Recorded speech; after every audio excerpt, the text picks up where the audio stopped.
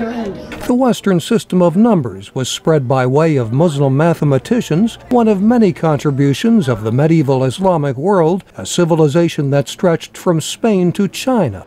Egyptian high-tech executive Wael Ghonim, currently on leave from Google, stopped by the California Science Center for a look. He was in the United States to accept the Profile and Courage Award, given by the John F. Kennedy Library Foundation, as seen here on YouTube.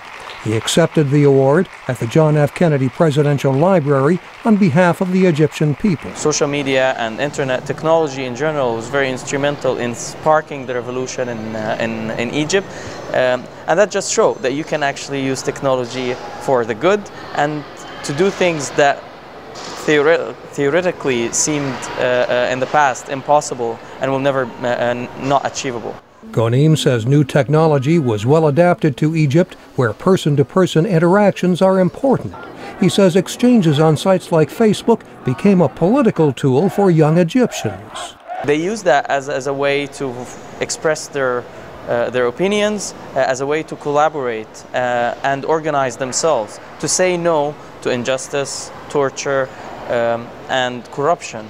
The Science Center exhibit, shown earlier in London, Istanbul, and New York, explains scientific advances in the Muslim world in such fields as medicine, where doctors were using modern-looking surgical instruments 1,000 years ago. Visitors learn about inventors like Abbas ibn Firnas, who created a glider in the 9th century. Educator Morris Coles developed school curricula on this period, which he calls the first global age. And what you've got people of every faith, of every background, of almost every culture and colour, working to a shared end. And so when you look around the exhibition, you'll see Christians, you'll see obviously Muslims, there are Hindus, there's a group called Sabians that we no longer exist, and they coexisted wonderfully well for a long period of time and worked together in order to create some of the greatest inventions which really have fashioned the age in which we live. Costumed reenactors bring these innovators to life and explain their inventions. Interactive displays show advances in fields like art and architecture. The flowering of ideas came at a backward time in Europe, says the Science Center's Diane Perloff. It really was a flourishing of the arts and sciences at a time in the Middle Ages when Europe was really in what was considered the Dark Ages. In the recent Tahrir Square protests, Egyptians embraced internet social sites and mobile phones with digital cameras.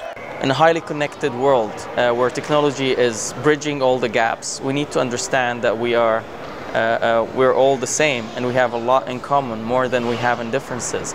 And that it's about time that we realize that everyone has a role to play in this world to get everyone closer to each other. And even if it does not usher in a new golden age, Ghonim says it will help the world get better. Mike O'Sullivan, VOA News, Los Angeles.